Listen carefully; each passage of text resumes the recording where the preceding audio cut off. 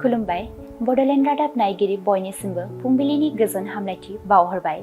दिनै 9 मे 2025 इं मायथाइनि सानसेनि फानजामुथियाव थानाय राशिफोरखौ फरायथिनो लाबाय।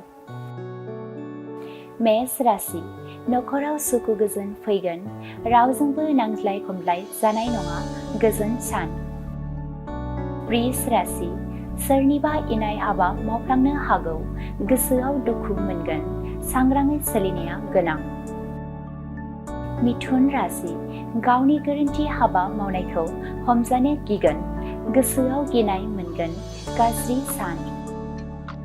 कर्कट राशि बिनानावनि आनजादाव उथ्रिसारनो हानाय खौरां मोनगोन, गोसोआव गोजोननाय मोनगोन, रंजा खुसिनि सान। सिंह राशि सोरनिबा बुंनाय रावा गोसोआव दुखु होनो हागौ, जिंगा सिगोन, गोसो हमथाना थानाया गोनां। कन्या राशि गोसोआव गोग्गो सानस्रिया जायगा मोनगोन, बयनिबो गाहाम हाबा मावनो हागोन, गोजोन सान। तुला राशि गोजान जायगाफोराव दावबायहैनो मोनगोन, गोसोआव रंजानाय मोनगोन, साना गाहामै बारलांगोन। वृश्चिक राशि बिदानि साख्रि जाफुंसारनायनि खौरां मोनगोन, नखराव सुखु गोजोन फैगोन, रंजा खुसिनि सान। धनु राशि गावनि सोलोंथाइया जाफुंसारनायनि थाखाय गोसोआव रंजाखांनाय मोनगोन, नखरनि आरो समाजनि सुबुंफोरजों मान होजागोन। मकर राशि माबाफोर मुवा बेसाद गोमाजानो हागौ, बायजोआव ओंखारोब्ला सांग्राङै सोलिनाया गोनां, गाज्रि सान। कुम्भ राशि देहा सावस्रिया गोग्लैसोनो हागौ, सानाय सुनाय सोमजिगोन, जानाय लोंनायफोराव सांग्राङै सोलिनांगोन। मीन राशि साना मुखुब जागोन, खामानियाव गोदोहाबनानै थागोन, गुबुननि मदद लायोब्ला गोरलै जागोन। दिनैनि राशि फरायथिनाया एसेनोसै।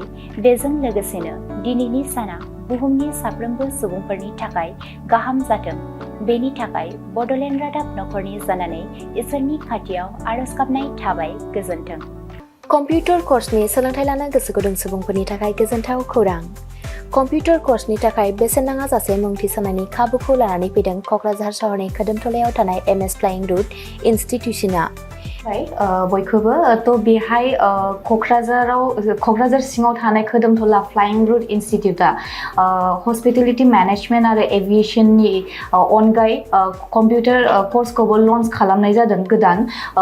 बेहाय दा फ्रि एडमिशन सोलिगासिनो दङ, जेरै जोङो JavaScript, web designing, CC programming बेखौ गासिखौबो होनाय जागोन।